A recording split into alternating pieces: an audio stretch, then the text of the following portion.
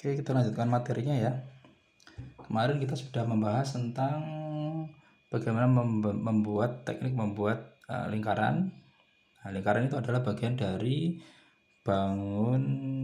objek geometris ya.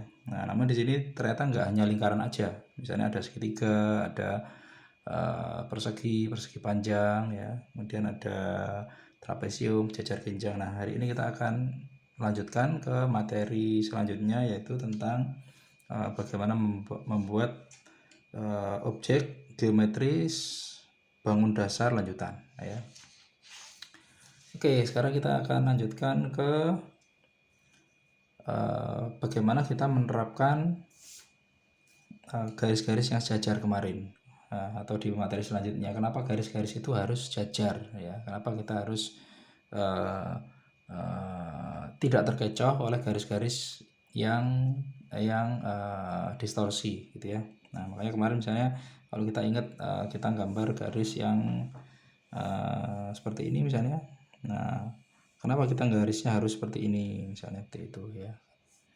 Lalu baru langkahnya seperti ini, bukan dari sini ke sini ke sini gitu ya.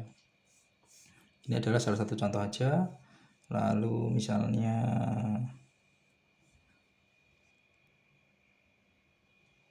oke, ini kan sejajar genjang ya. Sejajar genjang tadi kita gambarnya cari garis yang sejajar dulu. Kenapa harus sejajar? Biar kita nggak terkecoh oleh garis yang lainnya gitu ya. Jadi kalau misalnya kita garisnya seperti ini, lalu seperti ini, lalu seperti ini, nah kadang-kadang kita terkecoh nih.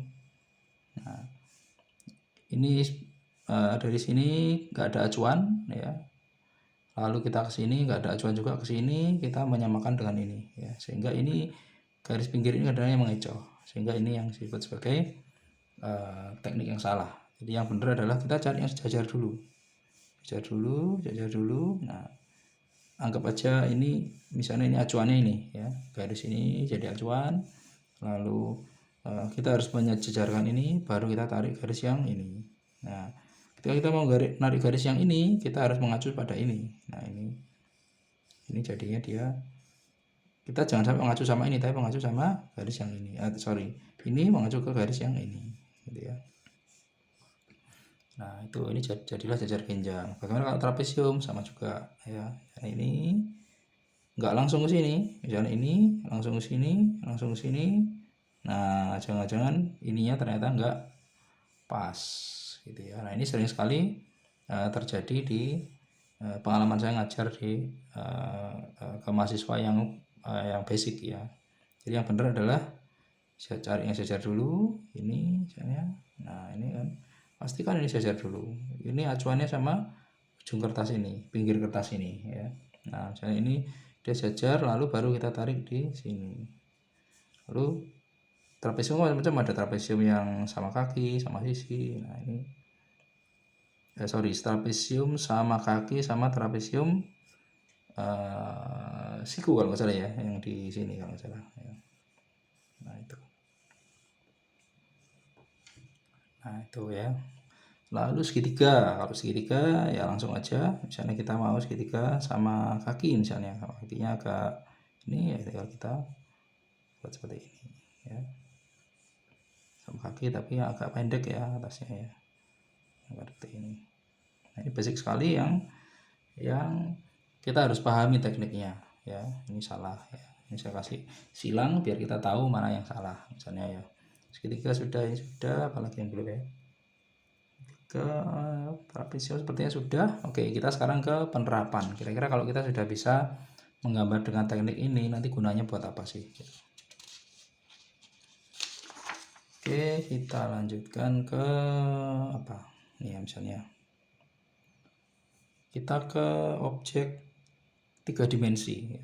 Jadi gunanya tadi untuk apa? Nanti kita bisa membuktikannya ke dalam objek 3 dimensi ya. Nah, ini misalnya saya membuat beberapa jajar genjang nih di sini ya, jajar genjang ya. Lalu ini, nah ini karena saya tadi menggunakan teknik garis jajar, maka saya mudah menyejajarkan ini ya. Nah, ini kan dia garisnya jajar nih, ini kan lurus kan, tinggal dilurusin aja gitu ya. Lalu misalnya kita bikin lagi di sini gitu ya. Nah, karena kita tadi memulainya dari sejajar lebih mudah gitu ya.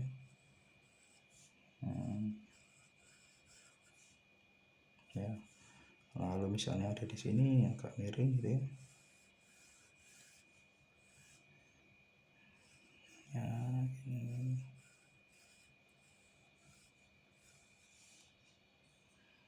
Ya. Nah, sekarang kita ke pelajaran sebelumnya ya. Ini kan tadi sudah ya, coba kita buat apa misalnya elips. Nah, elips dari objek ini, dari garis jajar ini. Nah, kan ya, baru kita buat elipsnya di sini. Nah, lalu yang sini sepertinya agak lebih besar lagi. Oke, nggak apa-apa, kita besarin dikit di sini.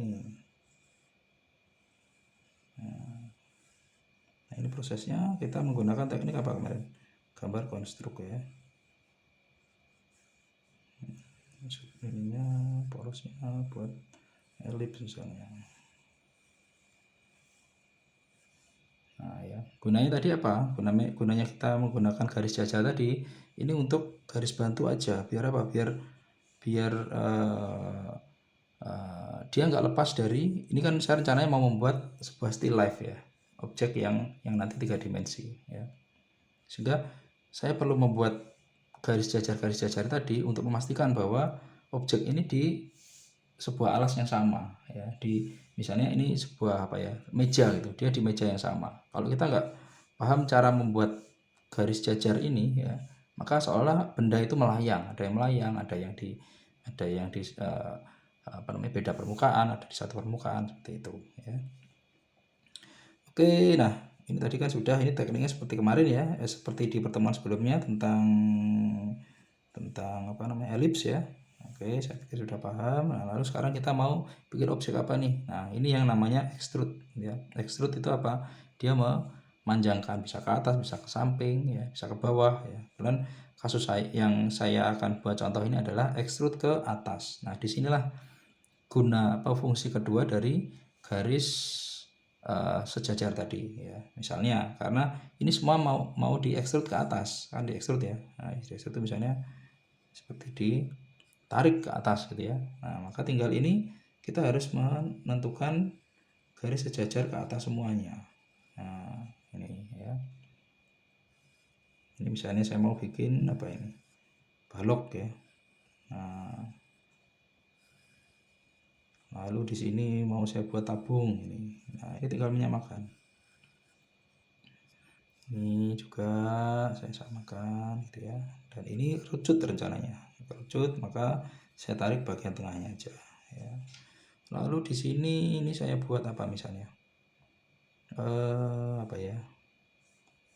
Oke, saya buat sebuah prisma misalnya ya. Prisma, maka saya tarik yang sini gitu ya. Nah, sini. Nah, di sini kelihatan kan ya? Ini yang bawah tadi sejajar semuanya, dia untuk menentukan alasnya ya. Lalu dia ini berdiri dengan arah yang sama. Maka di sini kita menentukan garis vertikalnya. Nah, disinilah harus jajarnya di sini nih. Gitu. Bayangkan kalau misalnya kita nggak menggunakan teknik ini ya, kita ngawur aja. Pengalaman saya banyak mahasiswa yang saya ajari, ya itu karena dia nggak menggunakan, dia nggak paham garis jajar ini, sehingga ada yang satunya lari ke sana, satunya lari ke sini, satunya lari kemana gitu ya. Tuh. Nah, sekarang kita sudah ketemu satu garis sejajar yang arahnya ke atas ya. Nah, sekarang tinggal kita lengkapi, kita maunya seperti apa. Oke, sekarang saya buat misalnya ini tabung ya. Ini tabung. Misalnya tingginya segini gitu ya. Nah, tinggal saya tarik ini aja. Dan ini harus sejajar nggak? Iya, sama. Ini kita harus lihat ini nih. Nah, ini misalnya ini kurang sejajar ya, dijajarin dulu. Nah, jajarin dulu gitu ya. Nah, lalu tinggal kita buat elips lagi, karena ini adalah tutup tabungnya tadi ya. Tinggal kita tarik ke ini gitu ya. Nah, ya. Nah, tuh. Lalu ini adalah apa? Oke, ini nanti agak susah ya, kita pelan-pelan.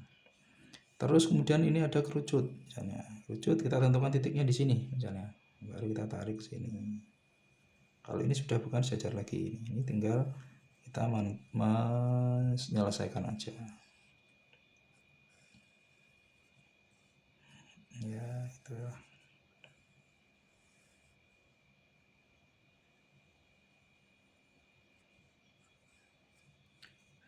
Ini saya menggunakan pensil yang tebal yang 4B biar nanti di kamera kelihatan jelas. Harusnya pakai yang lebih tipis ya. Ya, karena masih eksperimen.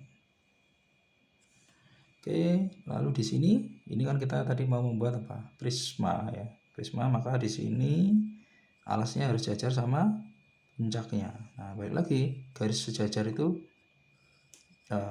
fungsinya seperti itu ya. Di situ baru kita hubungkan di sini. Nah, seperti tenda kan ya ini ya. Lalu di sini juga ini harus sejajar sama ini. Nah, artinya apa?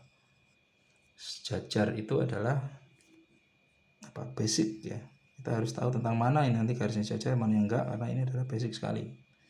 Dan kalau kalian nanti ujian portofolio ini sangat memudahkan penilai untuk memutuskan bahwa kamu itu bisa gambar atau enggak, kalian bisa gambar atau enggak, kalian layak diterima atau enggak. Itu hanya lihat dari ini aja. Ini harusnya sejajar tapi ternyata enggak sejajar ya. Ini harusnya dia bersilangan, ternyata enggak bersilangan. Ini harusnya tegak lurus, ternyata sebaliknya gitu ya. Oke, sekarang kita lanjutkan. Nah, ini yang terakhir ini agak lebih rumit ya, karena dia ada yang sejajar, ada yang miring ya, dan dia saling berkaitan. Oke, sekarang kita mulai dari sejajar dulu. Sejajarnya dengan sejajar alasnya. Nah, ini kan tutupnya kan seperti ini misalnya. Nah, berarti dia harus sejajar dengan alasnya. Nah, itu ya. Lalu kita samakan, karena ini dia sama sisi misalnya ya, maka kita juga harus samakan. Ini tingginya berapa nih? Kita kadang-kadang bisa menggunakan apa? Ukuran ini. Ukuran pensil kita misalnya segini, maka nanti kira-kira segini ya. Kita tandain sini misalnya. Nah, tarik lagi sini. Kita samakan. Nah, di sini sebenarnya ada ini ya, ada alatnya kayak jangka seperti itu. Tapi saya kebetulan nggak ada, jadi ya kita menggunakan ini aja nggak apa-apa. Nah, ini ya. Terus jangan lupa dicek. Kadang saya itu kadang berdiri sambil ngeceknya, sambil berdiri sampai saya agak jauhin gambarnya gitu, biar kita lebih yakin. Nah, ini coba kita lanjutkan, sejajar nggak sama ini gitu. Nah, kayaknya kurang sejajar ya, berarti ini perlu diturunkan dikit. Ini juga diturunkan dikit. Ingat, ini harus sejajar. Garis ini harus sejajar sama garis ini ya. Baru kita tarik. Nah, garis ini juga harus sejajar sama ini, sama ini, sama ini. Nah, ini harus dicek gitu. Kadang kita perlu muter ya, muter misalnya ini tadi kan kita yakin ya sejajar ya, coba kita putar, masih objeknya ini berubah nggak ketika kita putar? Berubah itu artinya apa ya? Jadi lebih kelihatan aneh nggak ya? Nah, ini kayaknya aneh. Ketika saya putar seperti ini, di sini kelihatan ini kurang ke sini dikit itu ya. Nah, itu baru ketahuannya setelah diputar ya. Nggak apa-apa putar. Lalu kadang ada yang lukis kok diputar-putar gitu, bagi saya nggak masalah. Kan yang tahu nyaman nggaknya kan kita kan. Ini sengaja nggak saya hapus ya, biar nanti kelihatan bedanya. Lalu saya putar lagi, saya cek lagi kira-kira sudah sesuai belum, sudah enak atau enggak. Ini bisa kita perbaiki dikit-dikit gitu ya. Nah, ini kayaknya nggak sejajar kan, berarti ini saya geser ke sini dikit. Nah,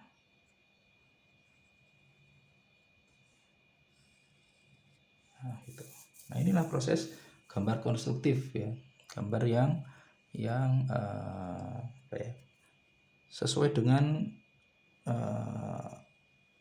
objek apa, mengembangkan objek dasar ya. Karena ada juga yang gambar yang nggak konstruktif ya, gambar yang dia sangat ekspresif misalnya ya.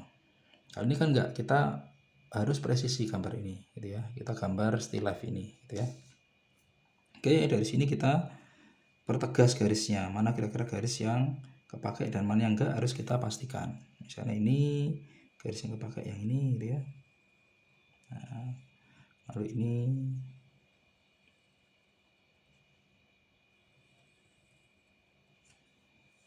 lalu ini.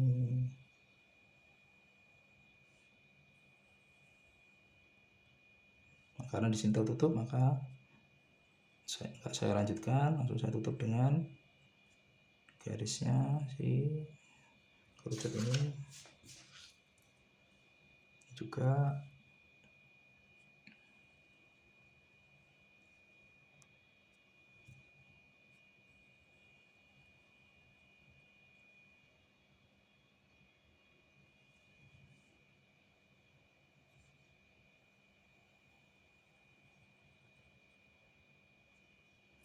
Harusnya tadi saya ulang lagi ya, harusnya ini pakai pensil yang enggak tebal. Saya pakai tebal karena alasan biar dia lebih jelas di kamera ya. Kalau ini terlalu tipis, takutnya resolusinya kurang bagus, nanti hasilnya enggak maksimal. Saya buat tebal dan biar kelihatan juga mana yang salah ya. Ini kan salah kan garis itu, biarin aja nggak apa-apa. Itu dalamnya kan nggak kelihatan, biarin aja seperti ini ya. Oke, lalu ke tabungnya.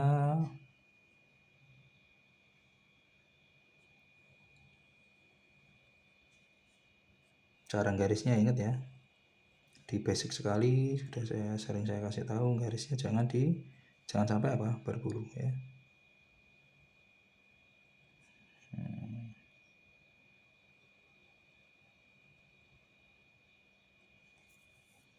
Nah, saya garisnya kan seperti itu kan ya. Jadi kalau misalnya nggak nyampe, berhenti dulu, nanti dilanjutkan lagi, bukan buat garis-garis pendek ya. Nanti silahkan dilihat di video yang lain ya, bagaimana garis-garis pendek yang salah itu seperti apa. Nanti silahkan bisa dilihat di video yang lain. Nah, ini kita masih basic ya, masih jauh dari gambar suasana, tapi basic ini harus benar dulu ya. Karena nanti objek manusia, objek benda hidup, objek arsitektur nanti juga mulainya dari sini dulu. Nanti juga mengandung unsur-unsur yang kita kerjakan sekarang ini. Misalnya manusia kan misalnya ada tulang-tulangnya, ada struktur pembentuknya, biasanya menggunakan struktur tabung misalnya. Lalu arsitektur, biasanya pakai ada limas seperti ini ya. Lalu ada lagi unsur bola misalnya seperti itu ya. Nah, terus ini nanti kita juga lanjutkan bagaimana membuat bayangannya, bagaimana membuat arsirannya gitu ya. Nah, itu. Ini tadi namanya di extrude ya. Dan ini juga logika ini perlu kita pahami. Ini kan nggak cuma masalah teknik ya, tapi juga masalah logika, misalnya logika spasial ya. Misalnya nanti kalian ke jurusan desain produk atau jurusan desain interior, di situ kan objeknya objek 3 dimensi kan ya. Nah, di objek 3 dimensi itu dia menggunakan beberapa teknik. Misalnya salah satunya teknik extrude ini. Jadi membuat objek 2 dimensi lalu ditarik ya, atau di extrude atau dipanjangkan itu ya. Oke, ini saya kasih sedikit bayangan ya, agar saya tambahin dikit biar lebih kelihatan rame. Di sini ada bolanya, misalnya bola di sini. Nah, ini ingat ini teknik apa namanya, garis tipis-tipis ya. Nah, saya buat tipis-tipis dulu, bikin bola, baru saya tebelin mana garis yang benar ya.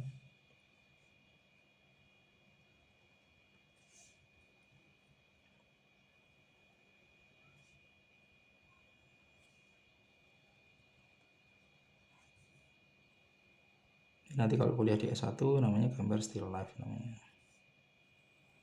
Ini tadi saya salah ya, harusnya bolanya tadi digambar dari awal biar ini nggak nembus ya, kayak gitu nanti. Dan ini namanya komposisi asimetris, kanan kiri nggak sama tapi bobotnya hampir sama ya. Oke, sekarang kita kasih apa, arsiran aja, arsiran yang simple aja arsirannya.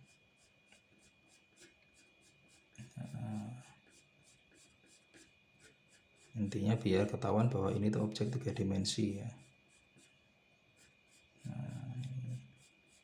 Ini arsiran silang rapat ya, karena ada juga silang yang dia renggang juga ada. Kalau saya senang yang rapat seperti ini ya.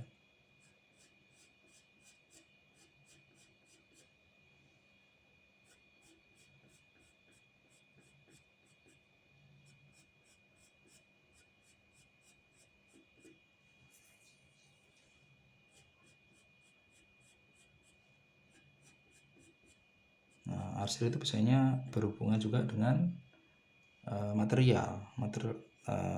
Cara ngarsir tergantung materialnya ya. Kalau saya seperti ini, mungkin ini materialnya seperti apa, seperti beton seperti itu ya. Oh ya, seperti ini itu bayangannya dari sebelah kiri ya, artinya di sebelah kanannya dia lebih gelap. Di sini saya kasih yang lebih tipis arsirannya, lebih renggang jaraknya ya, untuk mengisyaratkan bahwa di sini tuh sebenarnya ada juga permukaannya di sini, bukan kosong.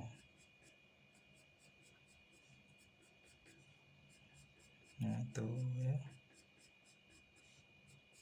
Nanti arsir akan kita bahas lagi di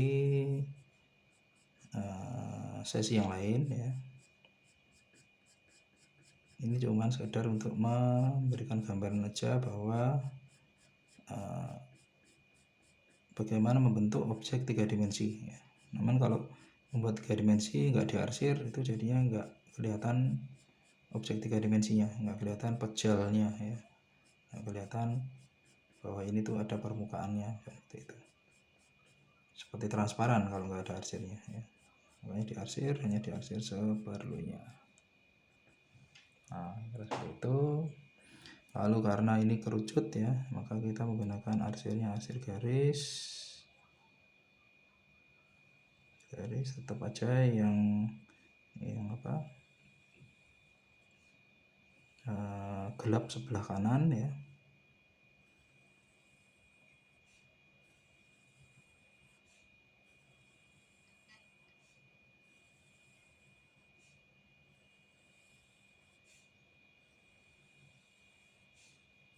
Itu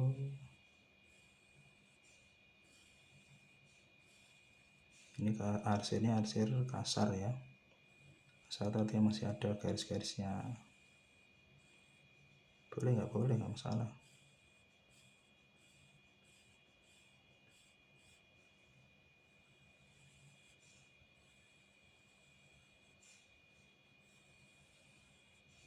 Misalnya kita pengennya tebal sebelah sini gitu ya, tak diulang-ulang aja.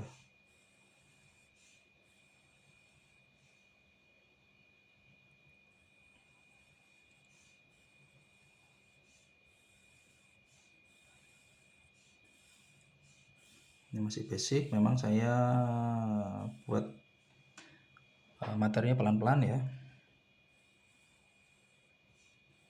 nggak langsung ke gambar suasana karena nanti biar terlatih. Oh ya, ini yang penting itu latihan ya, seperti ini ya, nggak ada gunanya cuman lihat aja tahu teorinya tapi nggak dipraktekkan ya, karena ini kan pelajaran tacit knowledge ya, jadi ilmu yang harus dilakukan karena pengalaman ya. Nah itu. Lalu sekarang kita ke tabung. Nah ya, cara saya menggaris ya seperti yang saya bahas di sebelumnya, saya enggak garis apa putus-putus ya, enggak berbulu ya. Nah, hati-hati dengan berbulu karena banyak sekali masih melakukan itu karena nggak tahu ya. harapannya nanti dengan ikut kuliah ini ya, ikut materi ini nanti kalian lebih tahu, jangan sampai membuat garis yang berbulu ya.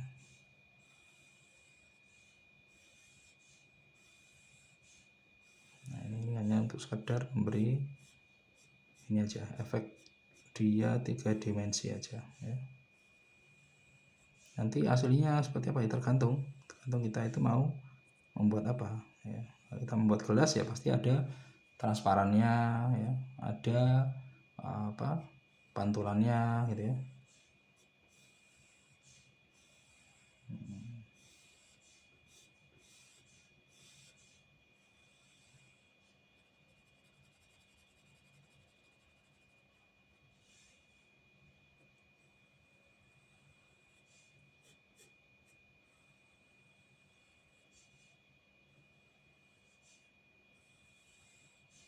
Kira seperti itu.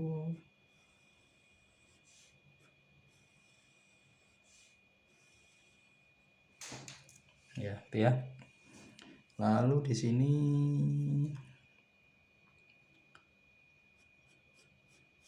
juga ada permukaan ya, maka perlu diarsir sedemikian rupa agar ada efek bahwa ini tuh enggak transparan ini tuh.